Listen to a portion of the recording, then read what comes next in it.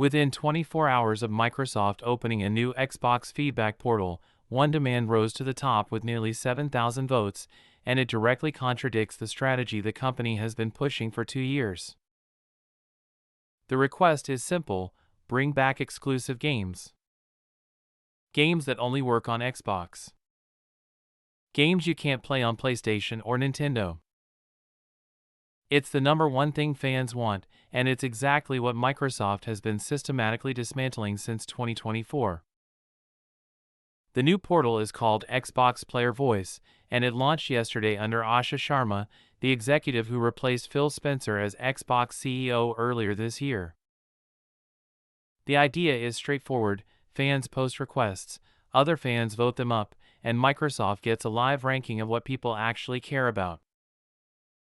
What nobody at Microsoft expected was how fast the vote would turn into a referendum on the company's entire direction.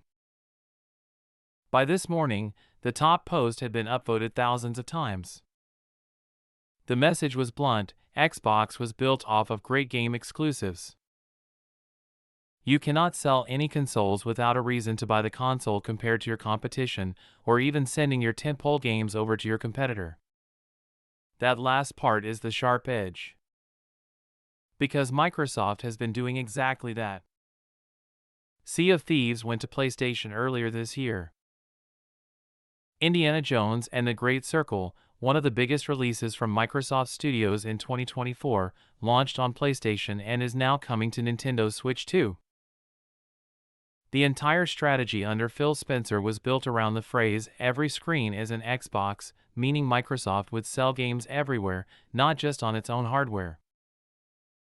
Spencer said it explicitly in January: there's no reason to put a ring fence around any game if it can find players and make money somewhere else.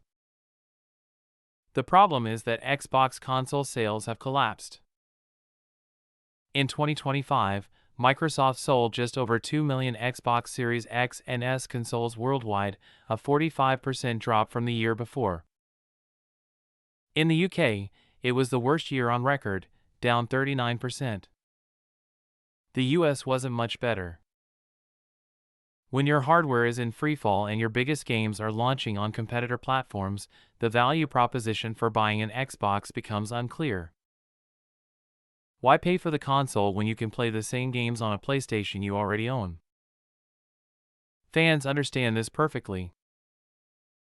The second most upvoted request on Player Voice is for more backward-compatible games, the ability to play older Xbox, Xbox 360, and Xbox One titles on the new hardware. It's one of the few things Xbox still does better than anyone else, but Microsoft stopped adding new games to the backward compatibility program in 2021, citing licensing and technical limits. The third request is for free online multiplayer, without requiring a subscription. Microsoft already offers that on PC. Console players want the same treatment, especially now that they're watching their exclusive games walk out the door. The deeper issue is institutional. Asha Sharma announced in April that she's reevaluating the approach to exclusivity and windowed releases, the practice of launching a game on Xbox first, then porting it to other platforms months or years later. But reevaluating doesn't mean reversing.